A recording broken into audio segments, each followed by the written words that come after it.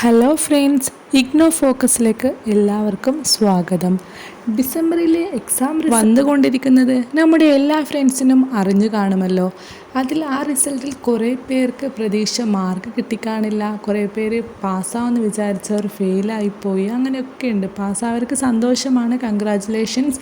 എന്നാൽ നമുക്ക് ഈ വീഡിയോയിലൂടെ പറയാൻ പോകുന്നത് ഫെയിലായവരുടെ കാര്യമാണ്. ഇനി അവർ എന്ത് ചെയ്യും എന്നതാണ്. അതിന് 2 ഓപ്ഷൻസ് ഉണ്ട്. ഒന്ന് റീവാലുവേഷന് കൊടുക്കാം, ഇല്ലെങ്കിൽ ഒന്നേന്ന് എക്സാം എഴുതി പാസ്സാവാൻ നോക്കാം. ഇത് 2 ഓപ്ഷൻസ് ഇവിടെയുള്ളൂ. ഇംപ്രൂവ്മെൻറ്റ് സേ എക്സാം അങ്ങനത്തെ ഒരു ഓപ്ഷൻ ഇഗ്നോയിൽ ഇല്ലല്ലോ. അതുകൊണ്ട് ഒന്നെങ്കിൽ നിങ്ങൾക്ക് റീവാലുവേഷന് കൊടുക്കാം. നിങ്ങൾ അത്രയും നന്നായിട്ട് എഴുതിയിട്ടുണ്ടെന്ന് കോൺഫിഡൻസ് ഉണ്ടെങ്കിൽ നിങ്ങൾക്ക് റീവാലുവേഷന് കൊടുക്കാവുന്നതാണ്. ഇല്ലെങ്കിൽ ആദ്യം മുതൽക്ക് പെർ സബ്ജക്റ്റിന് 200 റുപ്പീസ് അല്ലേ വരുന്നത്. ആ ഫീ അടച്ച് എക്സാം രജിസ്റ്റർ ചെയ്ത് എക്സാം എഴുതി പാസ്സാവുന്നതാണ്. നിങ്ങളിപ്പോൾ റീവാലുവേഷന് കൊടുക്കുമ്പോൾ ശ്രദ്ധിക്കേണ്ട കാര്യം, നമ്മളിപ്പോൾ ഒരു എക്സാം നോർമലി അറ്റൻഡ് ചെയ്യാൻ വേണ്ടി രജിസ്റ്റർ ചെയ്യേണ്ട രജിസ്റ്റർ ഫീ എന്ന് പറയുന്നത് 200 റുപ്പീസാണ്.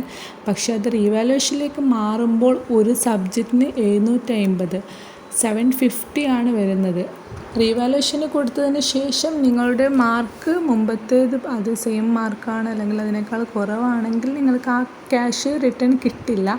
നേരെ മറിച്ച് നിങ്ങൾ നന്നായിട്ട് എഴുതിയിട്ടുണ്ടെന്നൊരു കോൺഫിഡൻസ് നിങ്ങൾക്ക് ഉണ്ടെങ്കിൽ നിങ്ങൾ റീവാലുവേഷന് കൊടുക്കാം. അപ്പോൾ നിങ്ങൾക്ക് മാർക്ക് ആഡായിട്ട് വരുമ്പോൾ നിങ്ങൾക്ക് ആ എമൗണ്ട് റിട്ടേൺ കിട്ടുന്നതാണ്. പല ആൾക്കാരും ഇഗ്നോയെക്കുറിച്ച് പറയുന്ന കാര്യമെന്ന് പറഞ്ഞാൽ അവർ നന്നായി എക്സാം എഴുതിയ സബ്ജക്റ്റ് പോലും ഫെയിൽ ആവുന്നുണ്ടെന്നാണ്. അതിൻ്റെ ഒരു മെയിൻ റീസൺ എന്നാൽ, ഇഗ്നോ അങ്ങനെ ചെയ്യുന്നതിൻ്റെ റീസൺ എന്നാൽ, ഈ ഒരു സബ്ജക്റ്റ് ഇപ്പോൾ നന്നായിട്ട് എഴുതിയ ഒരു സ്റ്റുഡൻറ്റ് എന്നായാലും ആ സബ്ജക്റ്റ് റീവാലുവേഷന് കൊടുക്കും. റീവാലുവേഷന് കൊടുത്താൽ അവർക്ക് മാർക്കൊന്നും ആഡ് ആയില്ലെങ്കിൽ ആ എമൗണ്ട് അവർക്ക് തന്നെ കിട്ടുമല്ലോ. അത് അവർക്ക് ലാഭമുള്ള ഒരു കാര്യമാണല്ലോ. ഇപ്പോൾ നിങ്ങൾ റീവാലുവേഷന് കൊടുക്കുന്നില്ല, നിങ്ങൾ സപ്ലിമെൻ്ററി എക്സാം എഴുതുന്നതാണെന്ന് വിചാരിക്കാം. പക്ഷേ ഇഗ്നോയിൽ സപ്ലിമെൻ്ററി എക്സാം വന്ന് പറഞ്ഞൊരു കാര്യമില്ല.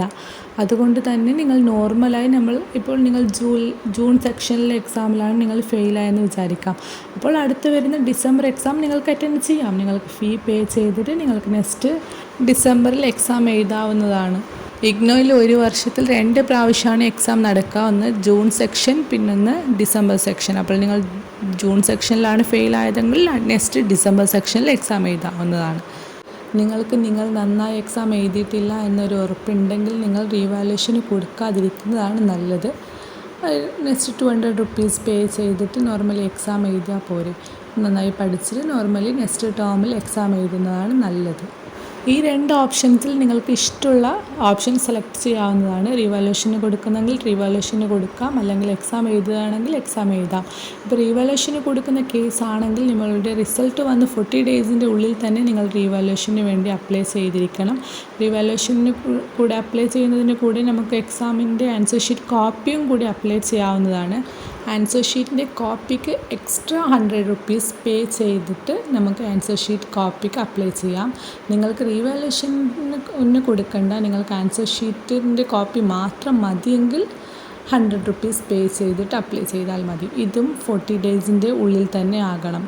ഇതുവരെ നമ്മൾ എക്സാം ഫെയിലായതിൻ്റെ കാര്യങ്ങളാണ് പറഞ്ഞത്. നിങ്ങൾ അസൈൻമെൻറ്റ് സബ്മിഷൻ ചെയ്തിട്ട് അതിലാണ് ഫെയിലായതെങ്കിൽ അവിടെ റീവാലുവേഷൻ എന്നിട്ടൊരു ഓപ്ഷൻ ഇല്ല. 1 മുതൽ നിങ്ങൾ അസൈൻമെൻറ്റ് എഴുതിയിട്ട് സബ്മിഷൻ ചെയ്താൽ മതി. നിങ്ങളിപ്പോൾ ജൂൺ ടേമിലെ അസൈൻമെൻറ്റ് സബ്മിഷൻ ചെയ്തിട്ട് അതിലാണ് ഫെയിലായതെന്ന് വിചാരിക്കാം. അപ്പോൾ നിങ്ങൾക്ക് നെക്സ്റ്റ് ഡിസംബർ ടേമിൽ അസൈൻമെൻറ്റ് സബ്മിഷൻ ഡേറ്റ് വരുമല്ലോ. ഇപ്പോൾ സെപ്റ്റംബർ, ഒക്ടോബർ ആവുമ്പോൾ അസൈൻമെൻറ്റ് ഡേറ്റ് വരും. അപ്പോൾ ആ ഒരു ടൈമിൽ നിങ്ങൾക്ക് അസൈൻമെൻറ്റ് എഴുതിയിട്ട് സബ്മിഷൻ ചെയ്യാവുന്നതാണ്. പിന്നെ ചിലർക്കുള്ള സംശയമാണ്, നിങ്ങളിപ്പോൾ ജൂൺ ടേമിൽ അസൈൻമെൻറ്റ് സബ്മിഷൻ ചെയ്തു, അതേ ടേമിൽ നിങ്ങൾ എക്സാം അറ്റൻഡ് ചെയ്തു, നിങ്ങൾ അസൈൻമെൻറ്റിൽ പാസ്സായി പക്ഷേ എക്സാമിൽ ഫെയിലായി എന്നാൽ നിങ്ങൾ നെക്സ്റ്റ് ഡിസംബറിൽ എക്സാം എഴുതുമ്പോൾ പുതുതായിട്ട് പിന്നെയും അസൈൻമെൻറ്റ് സബ്മിഷൻ ചെയ്യേണ്ടതുണ്ടോ എന്ന്. അങ്ങനെയൊന്നും ചെയ്യേണ്ട ആവശ്യമില്ല. നിങ്ങളുടെ അസൈൻമെൻറ്റ് മാർക്ക് ഓൾറെഡി അവിടെ അപ്ഡേറ്റ് ആയിട്ടുണ്ടാകും. നിങ്ങൾ എക്സാം മാത്രം അറ്റൻഡ് ചെയ്താൽ മതി. ചുരുക്കി പറഞ്ഞാൽ ഇഗ്നോയിൽ നിങ്ങൾ ഒന്നിൽ ഫെയിലായാൽ മാത്രമേ അത് പിന്നൊരു പ്രാവശ്യം എഴുതാൻ സാധിക്കുകയുള്ളൂ. ഇപ്പോൾ അസൈൻമെൻറ്റിൽ ഫെയിലായെങ്കിൽ നിങ്ങൾക്ക് ഫ്രീ ആയിട്ട് പിന്നെ ഒരു അസൈൻമെൻറ്റ് സബ്മിഷൻ ചെയ്യാം. അസൈൻമെൻറ്റിൽ പാസ്സാണെങ്കിൽ നിങ്ങൾ അവിടെ ഓൾറെഡി നിങ്ങളുടെ മാർക്ക് അപ്ഡേറ്റ് ആയിട്ടുണ്ടാകും. അപ്പോൾ ഫ്രീ ആയിട്ട് പിന്നെയും അസൈൻമെൻറ്റ് സബ്മിഷൻ ചെയ്യേണ്ട ആവശ്യമില്ല. എക്സാമിൽ നിങ്ങൾ ഫെയിലായിട്ടുണ്ടെങ്കിൽ നിങ്ങൾ നെക്സ്റ്റ് ടേമിൽ നോർമലി ഫീസ് പേ ചെയ്തിട്ട് എക്സാം എഴുതാം. എക്സാമിൽ നിങ്ങൾ ജസ്റ്റ് പാസ്സാണെങ്കിൽ പോലും നിങ്ങൾക്ക് 2 പ്രാവശ്യം എക്സാം എഴുതാൻ പറ്റില്ല. ഇംപ്രൂവ്മെൻറ്റ് എന്നൊരു ഓപ്ഷൻ ഇഗ്നോയിലില്ല. നിങ്ങൾ രണ്ടാമത്തെ ആ ഒരു സബ്ജക്റ്റ് അപ്ലൈ ചെയ്യാൻ നോക്കുമ്പോൾ യു ഓൾറെഡി പാസ്ഡ് എന്ന് അവിടെ എഴുതി കാണിക്കുന്നതാണ്. ഈ വീഡിയോ നിങ്ങൾക്ക് ഉപകാരപ്പെട്ടെങ്കിൽ ചാനൽ സബ്സ്ക്രൈബ് ചെയ്യാനും ലൈക്ക് ചെയ്യാനും കമൻറ്റ് ചെയ്യാനും ഷെയർ ചെയ്യാനും മറക്കരുത്. Thank you.